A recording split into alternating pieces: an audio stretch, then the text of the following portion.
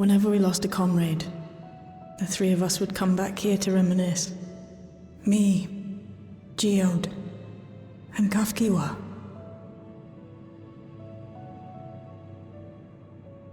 Will you raise a glass?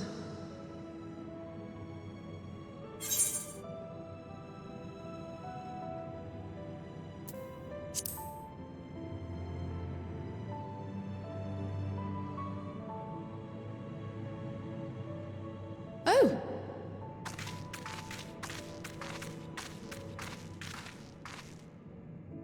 What are the two of you doing here? I had a feeling you'd show up. Would you like to join us?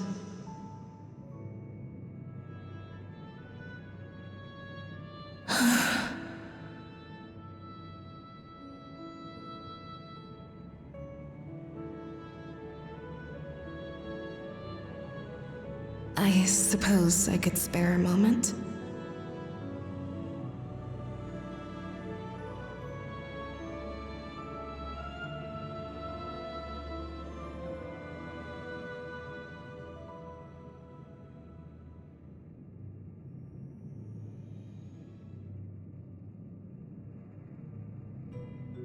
They tell us Oblivion's founders disappeared some decades ago under mysterious circumstances, and it was Kafkiwa who revived our organization.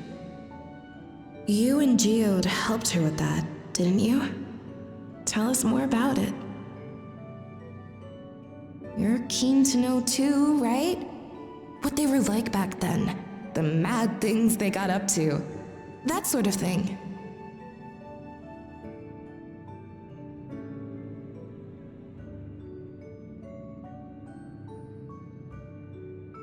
Those were the days. It was actually right before the Reformation that I met Geode. I still wore a regulator then, and had recently lost someone close to me. And also quit a long stint as an adapter to work at a bar of all places. It paid me to sit with patrons and keep them company.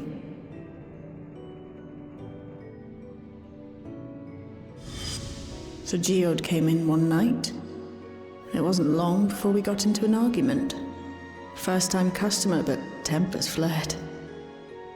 And then one of us threw a punch. You got into a fist fight? What were you even arguing about? Damned if I know. We were deep in our cups. I think we were both just frustrated and angry at everything. By the end of it, we were both sprawled out in the street, a pair of drunken fools. Then this odd machine stopped to lecture us, scolding us for obstructing the foot traffic and not taking better care of ourselves. I can't imagine you ever being in such a sorry state. The odd machine, that was Kafkiwa, I take it. That it was. Once she was done upbraiding us for our unseemly behavior, she launched into a recruitment pitch. Kafkiwa explained that she wanted to protect the outside world from Zoralja's invasion, to keep him from bringing ruin to the place her beloved son lived.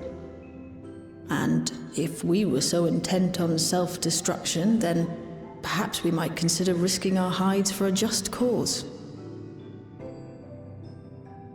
It was a lot to take in. I hadn't given much thought to what lay beyond the barrier, and learning that Kafkiwa herself was already dead was enough to make my head spin. But Geode and I were intrigued by her ideas, and wanted to see this future of hers come to pass.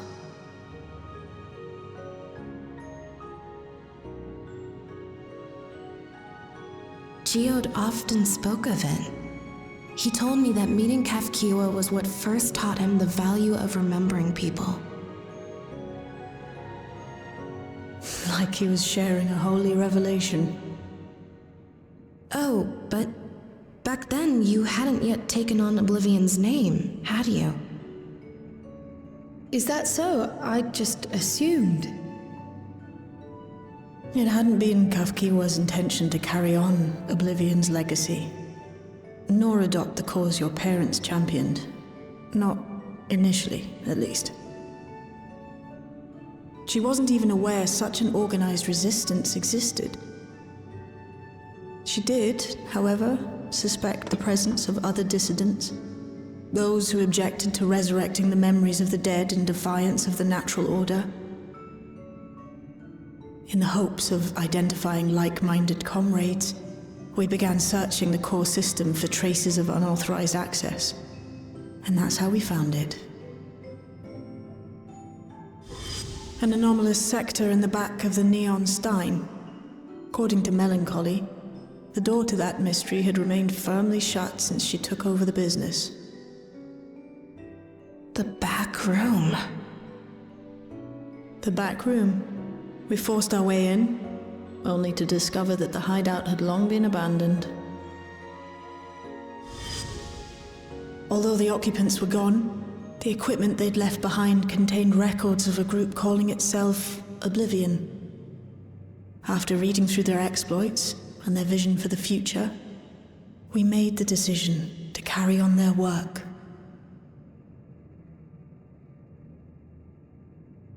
Thus were my parents' and Kafkiwa's hopes bound together.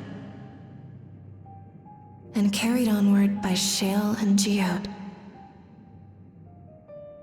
We could never have made it this far on our own, of course. Not without the strength of arms you and your friends provided.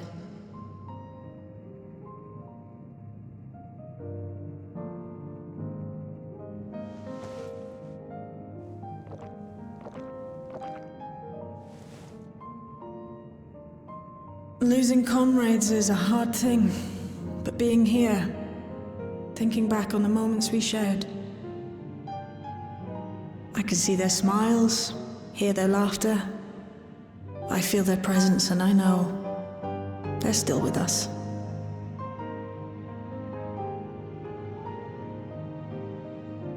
But these memories of mine are for me alone. Reminders of why I chose to do this, and why I'll stay the course.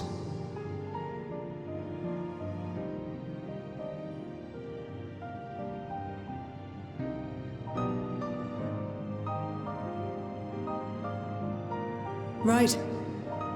Time we got back to work. Thank you, everyone. No, it's me who should be thanking you. Though the pain is still deep, I don't feel like I'm drowning in it anymore. Let's get out there and put a stop to Calyx. For you, for me, and for everyone who's ever believed in Oblivion.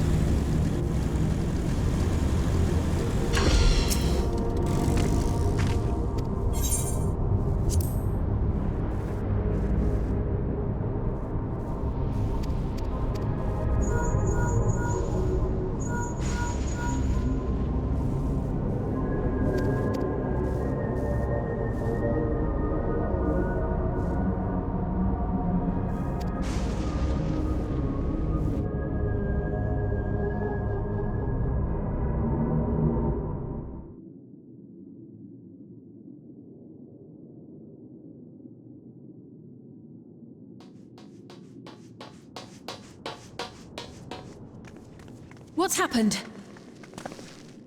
Sorry to drag you out here, but I thought it best you see for yourself.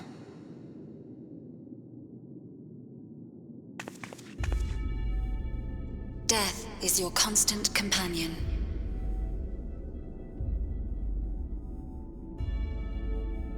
Though you toil with diligence, death may come ere your reward is bestowed. Though your grand works be poised for completion, death may come ere you wake the following morn.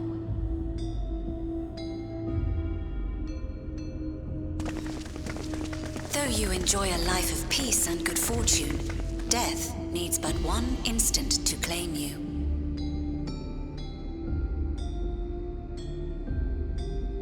Your bodies are weak. Your heart, your brain, every fragile organ rolls the dice from moment to moment. Sheer chance deciding if they function or fail.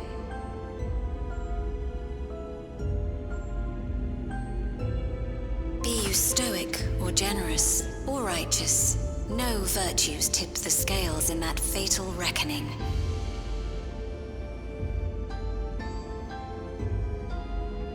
The choice is made without reason. The end is cloaked in terror. That is what it means to die.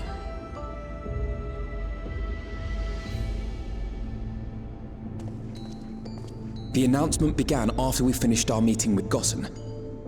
As for its source, well... Alex. There is no shame in being afraid. It is that very fear which will drive you to conquer death.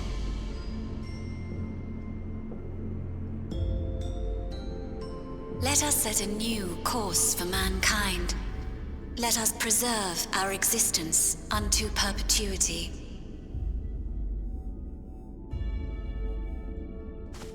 Hope for it, wish for it, pray for it. We will become endless.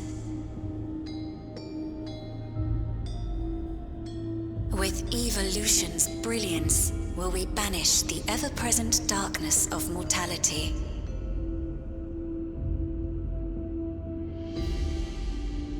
Change isn't easy. No one ever wants to take the first step. But this is the right path for us. What other way could there be? I'm gonna do it. I'm going to register. Wow, Glamat! You couldn't have come at a better time. Please, you have to let us move to Tuliolal. It's too dangerous to stay here. Who knows when the next century will turn on us? Even if we wanted to become endless, there are no more neo-regulators to be had. Fleeing is our only option. If the solution was as simple as leaving, then we'd all have left already. Did you not hear the announcement? For the living, death is a foregone conclusion. No matter where we go, or who we shelter with, we won't get another chance like this to overcome our fate. Easy for you to say when you have that regulator.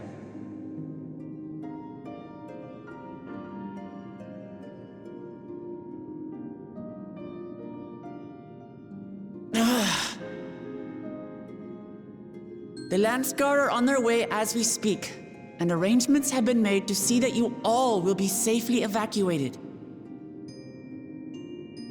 Tulishola will aid you in whatever way we can.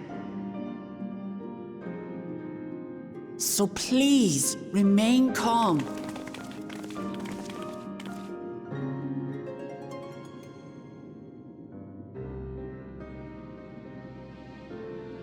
I want to help Alexandria. I want to save its people. But what can I do?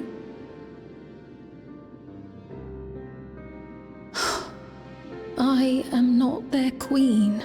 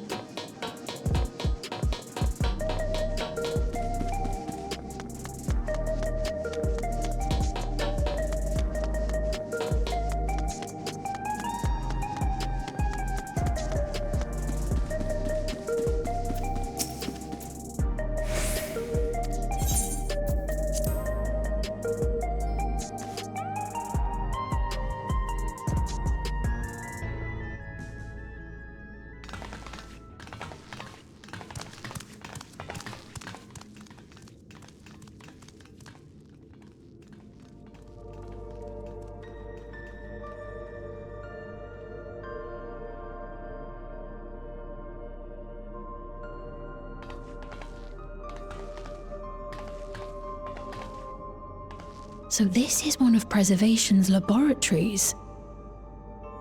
It's so dark I can barely see.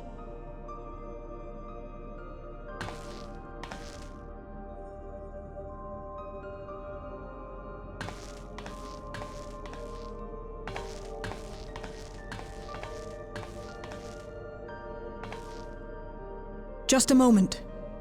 If I can reroute the power to the circuit...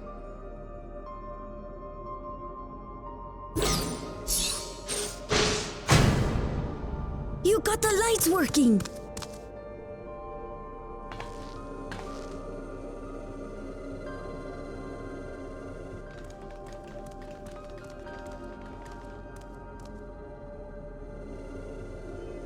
Smell how stale the air is. This room hasn't been in use for many years. It was thanks to Kryl and Galulja that we managed to locate this place. You may remember that my earring contained the control code for the gate to the Golden City. As it was Preservation that constructed the portal, we reasoned that the code to operate it might include a signature of some sort, unique to their organization. So I took a closer look, and a line-by-line examination yielded a string of symbols identifying the code's author. We then began accessing the nodes for every door in Everkeep, seeking out control codes which contained those same symbols. After a grueling search, we finally discovered our prize behind door number 1860, the entrance to the facility in which we now stand. I'd probably still be at it if Galulja hadn't been around to assist me. I took breaks, but Shale never stopped working. Not even once.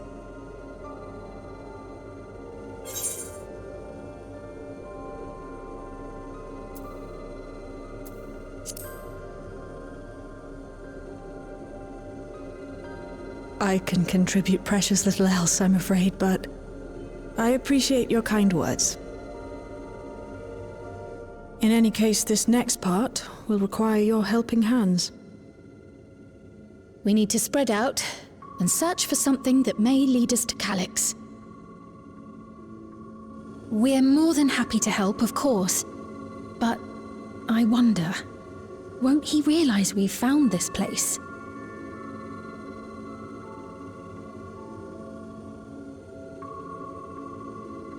It's highly likely, and personally I hope he does.